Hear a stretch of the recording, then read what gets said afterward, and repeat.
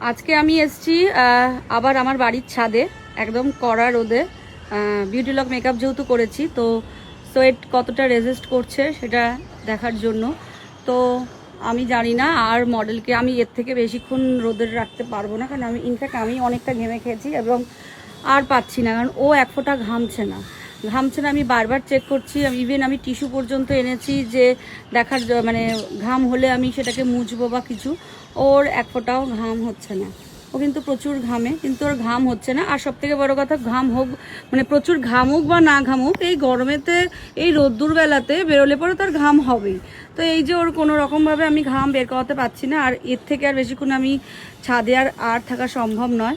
কারণ যেখানে 5 মিনিট রোদ্দুরে থাকলে পরে ঘাম হওয়াটাই স্বাভাবিক, বা একটা অয়েল সিক্রেশন হয়, অ্যাটলিস্ট সেটা হবে, মানে ঘাম আসার আগে যে একটা অয়েলি ব্যাপারটা থাকে সেইটা পর্যন্ত ওর ফেসে কিছু তার চিহ্ন দেখা যাচ্ছে না।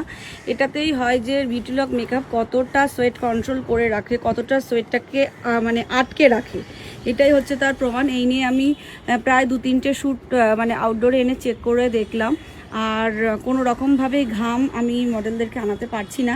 এমন নয় যে না এরা ঘামে না বা কিছু, সবারই ঘাম হবে, কিন্তু এটাই হলো যে এই গরমেতে যাদের ধরো ওই আগুনের সামনে বসে যাদের রিচুয়ালস থাকে, যারা ঘেমে যায়, ঘাম হলে তো মেকআপটা নষ্টের প্রবণতা থাকে, তো তা আমার মনে হয় না ঘামটা অনেকক্ষণ কন্ট্রোল থাকবে। আর যদিও বা ইনকেস ঘাম হয়, তাহলে সেই ঘামটাকেও মুছলে পরে, এরকমও একটা মডেলের ভিডিও আছে, সেই ঘামটা মুছে নিলে পরে তারখান থেকে মেকআপ সরছে না। তো এই হলো গিয়ে বিউটি লক মেকআপের এই যে একটা ফান্ডা, যেটা একদম স্ট্রং মেকআপ। আর আজকের এই মেকআপটা তোমাদের কেমন লেগেছে দেখো, একটা ফ্ললেস বেস, খুব গ্লো করছে, একদম ডে লাইট তোমাদেরকে দেখাচ্ছি, কোনো স্টুডিও লাইট না, একদম ডে লাইট।